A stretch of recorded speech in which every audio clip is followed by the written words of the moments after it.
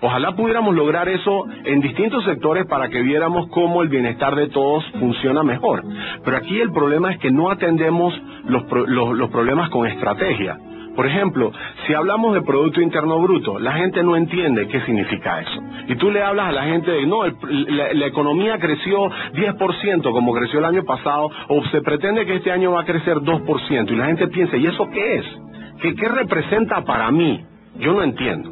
Entonces, la gente primero debería concebir que eso que le están diciendo no es solamente una cifra, es el promedio de las actividades económicas y su contribución al movimiento económico de la producción del país. Pero déjeme decirle que cuando la gente escucha eso, de que la economía ha crecido un 10% o un 2%, la percepción general de lo que pudiera entender a lo buen panameño es que los ricos se están haciendo más ricos y los pobres se están haciendo más pobres. Porque no entienden cómo funciona.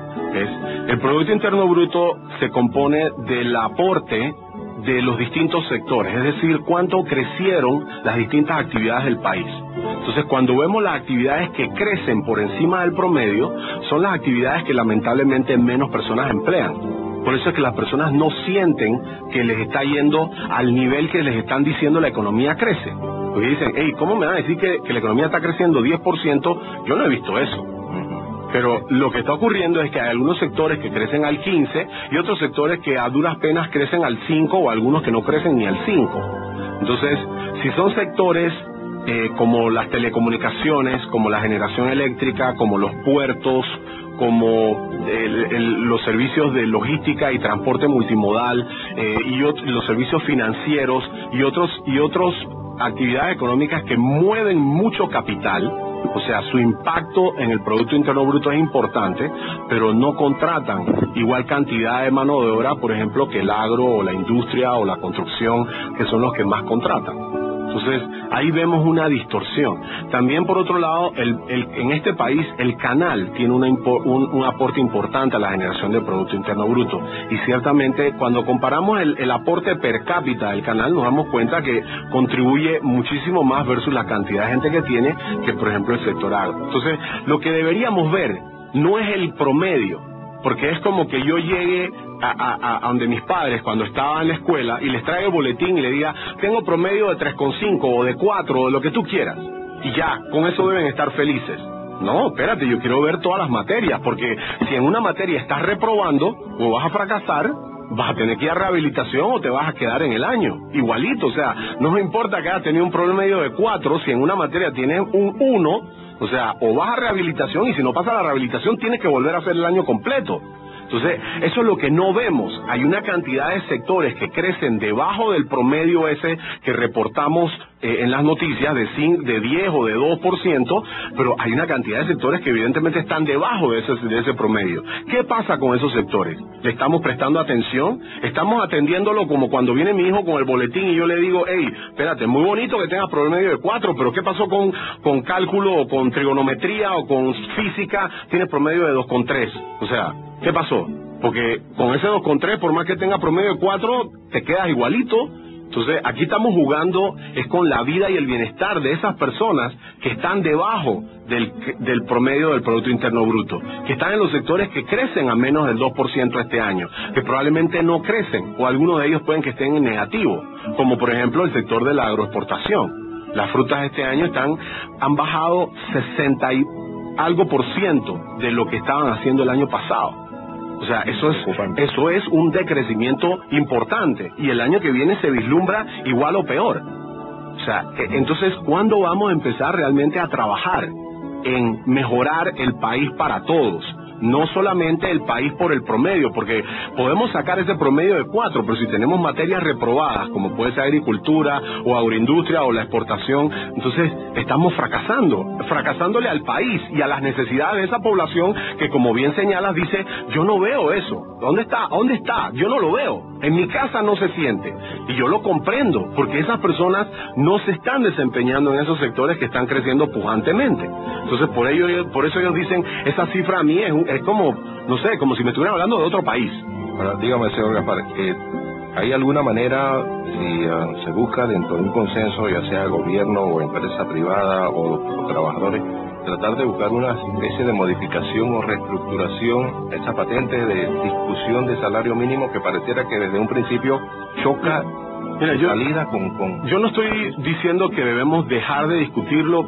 Hay muchos países donde no se sentencia salario mínimo. Esa práctica la queremos continuar, no la queremos continuar. A mí me gustaría que nunca fuera un tema. Por ejemplo, en la construcción, el tema del salario mínimo que se sentencia en la Comisión Nacional del Salario Mínimo no es un tema. Porque la construcción vive una realidad diferente. Por encima. No solamente por el convenio que tienen con CAPAC, sino porque el mercado en los últimos años les ha estado pagando mucho más incluso que eso, porque se ha permitido. El mercado lo ha hecho viable, lo ha hecho posible. Yo creo que nosotros necesitamos empezar a trabajar en elevar la capacidad de productividad y de competitividad de los individuos, de las empresas y del entorno donde tanto individuos como empresas operamos. Necesitamos hacer el país más competitivo, pero eso no está en la agenda de nadie. El jueves tuvimos una conferencia de prensa en donde nosotros hemos alertado la insostenibilidad de pretender que siempre con salario mínimo vamos a elevar la realidad del pobre.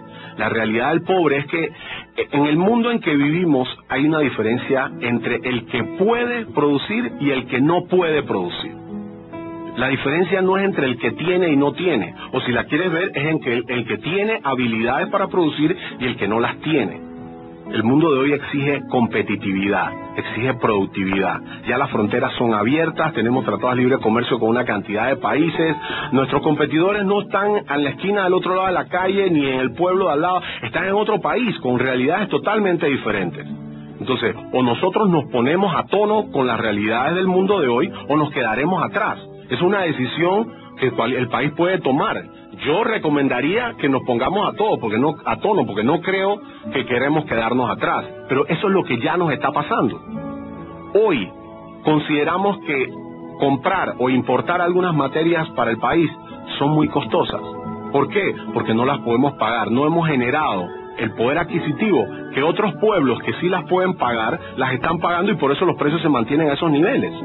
O sea, India y China han invertido fuertemente en su educación por las últimas décadas, han propiciado condiciones para que florezcan las empresas y prosperen, han creado condiciones y oportunidades de mejores empleos y mejores oportunidades de negocios para sus ciudadanos, y evidentemente esa gente hoy día quiere un mejor nivel de vida del que tenían antes porque lo pueden pagar. ¿Qué ha pasado con nosotros? Nosotros hace 30 años sabíamos que teníamos que hacer algo con nuestro sistema educativo y todavía no lo hemos hecho.